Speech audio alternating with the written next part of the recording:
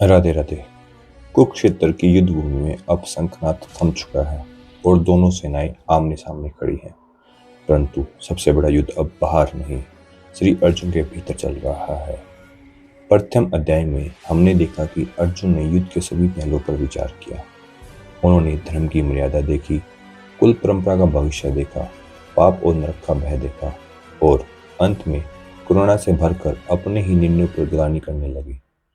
वह महायोद्धा जिसने देवताओं को भी पराजित किया था, अब धनुष बाण त्याग कर रथ के आसन पर बैठ गए हैं, शोक से व्याकुल, दिशाहीन और मौन। यह मौन कायरता नहीं है, बल्कि यह वह क्षण है जब मनुष्य की अपनी बुद्धि समाप्त हो जाती है और यहीं से ज्ञान की आवश्यकता प्रारंभ होती है। श्री अर्जुन की समस्या अब केवल युद्ध की नहीं रही, बल्कि प्रश्न यह है कि मैं कौन हूँ, मेरा कर्तव्य क्या है और मेरे जीवन का उद्देश्य क्या है। इसी क्षण श्री अर्जुन योद्धा नहीं रहते, वह शिष्य बनने के लिए तैयार हो जाते हैं और यहीं से भगवद गीता का वास्तविक उपदेश प्रारंभ होता है।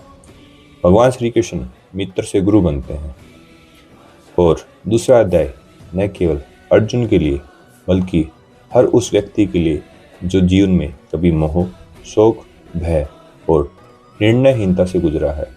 इस अध्याय में श्री कृष्ण पहली बार आत्मा के सत्य को प्रकट करते हैं, कर्म और कर्तव्य का भेद समझाते हैं और यह स्पष्ट करते हैं कि शोक अज्ञान से जन्म लेता है, जबकि ज्ञान मनुष्य को निर्भय बना देता है।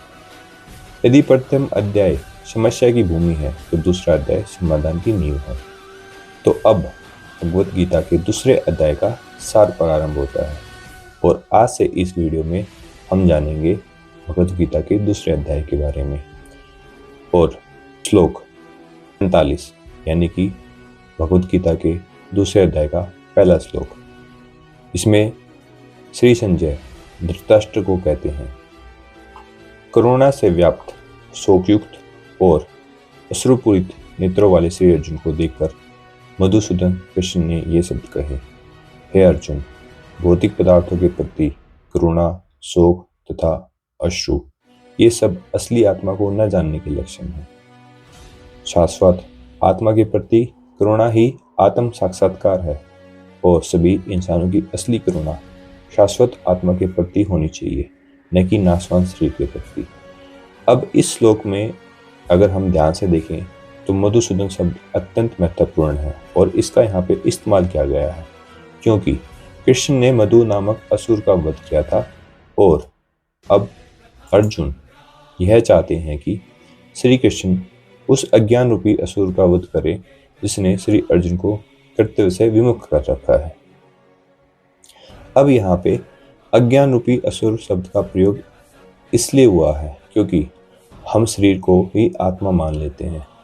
हम यह सोचते हैं कि यह जो शरीर हमें मिला है, यदि यह खत्म हो जाए तो आत्मा भी खत्म हो जाती है और इसी सोच के कारण हम कई बार अपने कर्तव्य से पीछे हट जाते हैं। यहाँ हमें यह भी समझना होगा कि कोई नहीं जानता कि करुणा का प्रयोग कहाँ होना चाहिए। उदाहरण के तौर पर डूबते हुए मनुष्य के वस्त्रों के लिए करुणा दिखाना मूर्खता है। ठीक वैसे ही अज्ञान सागर में गिरे हुए मनुष्य को केवल उसके भारी पहनावे अर्थात स्थूल शरीर की रक्षा करके नहीं बचाया जा सकता, उसके लिए मूल सत्य को समझना आवश्यक है। और यह संकेत आत्मा और शरीर के भेद को समझने की ओर किया गया है। जो इसे नहीं जानता और बाहरी महत्व के लिए शोक करता है, वह आत्मज्ञान के बिना केवल शोक में डूबकर क्षुद्र कहलाता है। इसका अर्थ है कि वह इंसान व्यर्थ ही शोक कर रहा है, यहाँ पे शोक करने की कोई वजह नहीं है। यद्यपि महाभारत में श्री अर्जुन एक क्षत्रिय था और उनसे ऐसे आचरण की आशा न थी। एक नॉर्मल इंसान अगर यह सब करता है तो उनसे समझा जा सकता है कि वो एक क्षुद्र प्राणी है। भगवान श्री कृष्ण ही अज्ञानी पुरुष के शोक को विनष्ट कर सकते हैं, इसलिए उन्होंने भगवद गीता का उपदेश दिया। अब ये लाइन यहाँ पे इसलिए बताई गई है क्योंकि जब एक महान योद्धा, एक क्षत्रिय योद्धा अगर वो शोक में डूब सकता है तो उसका या फिर कोई साधारण इंसान है वह शोक में डूब जाता है, वह अपने कर्तव्य से विमुख हो जाता है तो उसका उद्धार सिर्फ भगवान श्री कृष्ण ही कर सकते हैं, और यही हमें इस अध्याय के पहले श्लोक में समझाया गया है। अब हमें यह जानना होगा कि आगे क्या वार्तालाप हुई, जिससे अगर हम भी ऐसे शोक में डूबे हुए हैं तो उसको दूर कर सके। यह ज्ञान केवल अर्जुन के लिए नहीं है, बल्कि हर उस इंसान के लिए है जो शोक में डूबा हुआ है। यह अध्याय हमें भौतिक शरीर तथा आत्मा के विश्लेषिक अध्ययन द्वारा आत्म साक्षात्कार का उपदेश देता है। यह साक्षात्कार तभी संभव है जब मनुष्य निष्काम भाव से कर्म करे। अब यहाँ पे निष्काम का अर्थ है कि कर्म करते समय मन में लाभ हानि, सफलता असफलता, प्रशंसा या निंदा का विचार ना हो, बल्कि केवल यह भावना हो कि मेरा कर्म करना ही मेरा धर्म है। निष्काम कर्म में कर्म तो किया जाता है, परंतु उसके फल से आसक्ति नहीं होती और परिणाम ईश्वर पर छोड़ दिया जाता है। अब भगवत गीता के अनुसार ऐसा कर्म मनुष्य को बंधन में नहीं बांधता, बल्कि उसे आत्म शांति और आत्मबोध की ओर ले जाता है। यानी कि अगर हम अपना कर्म भगवान के चरणों में समर्पित कर दें या फिर उसमें कोई लाभ हानि ना देखें, तो वो हमें आत्म साक्षात्कार और आत्म शांति की ओर लेके जाता है।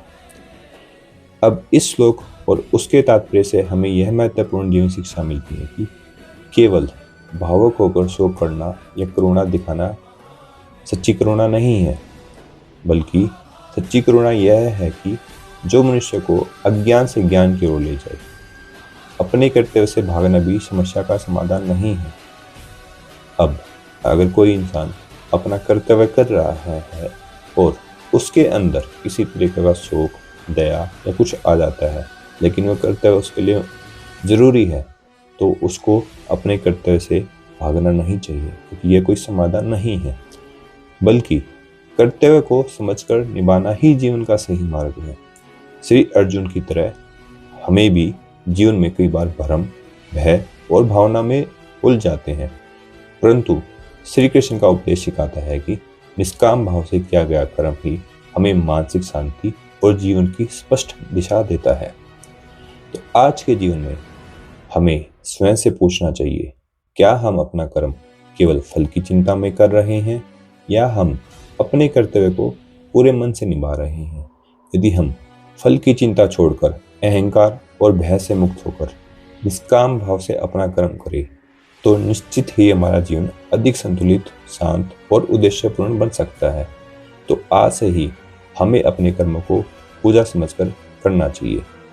फल अपने आप श्रेष्ठ होगा। यदि आपको भगवत गीता का यह ज्ञान अच्छा लगा हो, तो इसे हर उस इंसान के साथ साझा करें जिसे आप एक बेहतर इंसान बनते देखना चाहते हैं, और इस ज्ञान को अपने जीवन में भी जरूर अमल करें। राधे राधे।